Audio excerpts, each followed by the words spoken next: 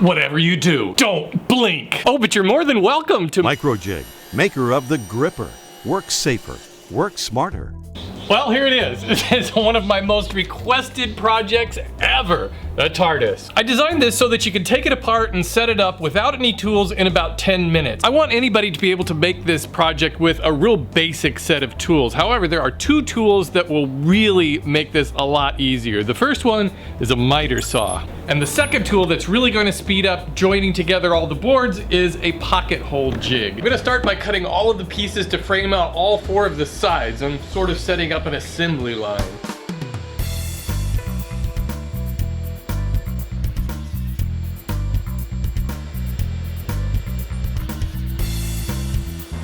I've got 40 12-inch cross braces to make. I should be able to speed that up by using a stop block attached to the fence of my miter saw.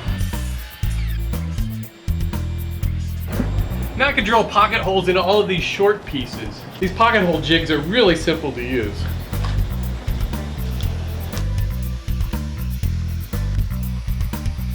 The trickiest part about using pocket screws is that the pieces all have to be clamped together tightly before you can put the screws in. I've got this kind of clamp that slides into that channel.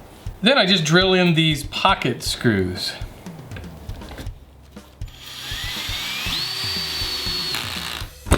And that creates a really tight joint. And to make these boards even all the way down, I've cut out this board, which I'll use as a spacer.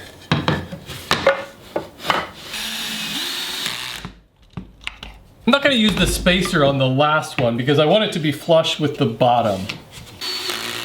Now I'll flip it around and attach the other side. And I'll use more pocket screws to join the pairs of panels together. I think I can put these columns together quicker if I glue them and tack them in with my nail gun rather than use the pocket screws. You can also put screws in the sides. The base is the only part that uses 2x4s.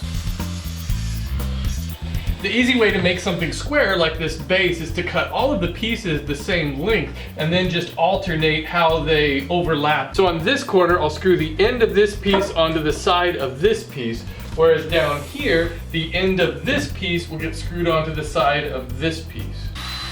You could put screws right through the ends and it would probably be strong enough.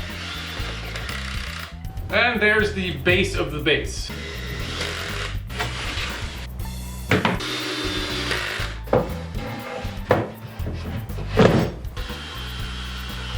There's a gap around this inner frame, and so I can get this lined up, I'm going to use some scraps of wood around it.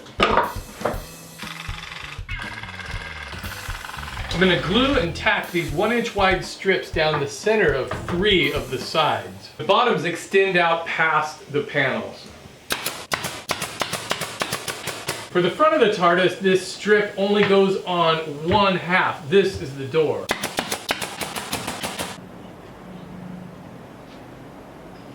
I've cut a bunch of these strips that will drop down in here and leave a gap for the peg to go into. I need to make the roof next, which is going to keep it all nice and square. So I need that dimension to be the same size as the inside dimension of the base. I've cut a bunch of these blocks I'm going to screw into the top of each of the columns. These are what the roof is going to drop down into. The first tier of the roof drops down 6 inches, so I'm going to clamp on this spacer so I can get these all positioned correctly. I'm not going to glue these in because I may need to reposition them if something doesn't fit right. With those pieces on, I've cut these pieces which will line up against the bottom of that cleat and overhang 1 inch on this side and the same on this side.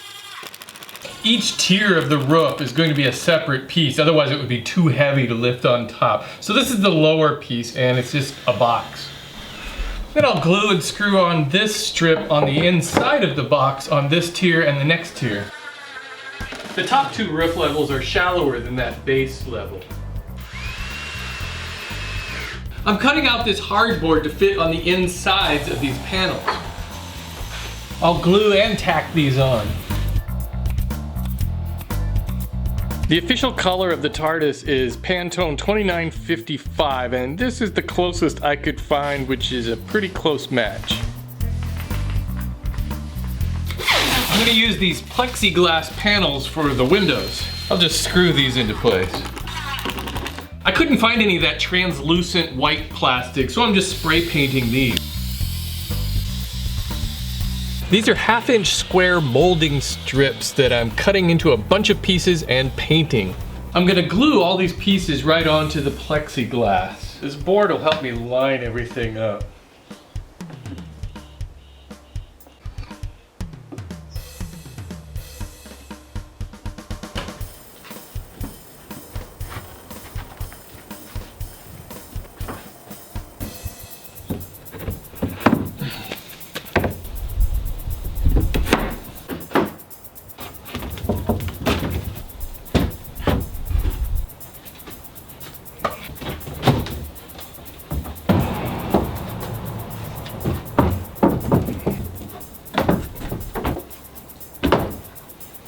This little door won't actually open, but I used the same handle that I used on this door. And the hinge on that is just a standard door hinge with a removable pin, so I can just drop the door in whenever I set this up.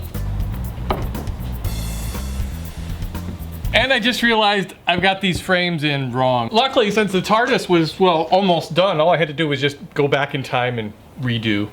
For the top sides, I'm just gluing together a simple frame on a piece of hardboard. I'll take those frames and screw them onto another board.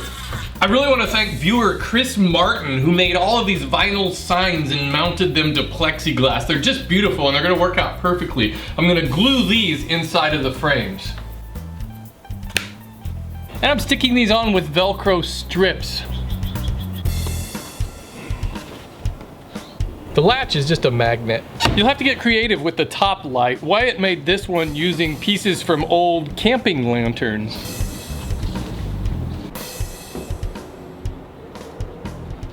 Well, I hope you enjoyed this project. It was a lot of work. It's an easy project, but it's just big. If you guys are interested in building a TARDIS, definitely check out TARDISbuilders.com. There's an entire community of people who build TARDISes and discuss them, and probably you could build them way better than I can. And my favorite video on building a TARDIS is by Astrid, and it's right over here. And if you get a chance, watch it. It's a lot of fun to watch. And if this is your first time here to Woodworking for Mere Mortals, welcome. You should know that I post brand new woodworking videos every Friday on this channel, and I would love to have you subscribe. And if you'd like to build this TARDIS, check down in the description for a free set of plans. Thanks for watching, everybody. I'll see you next Friday.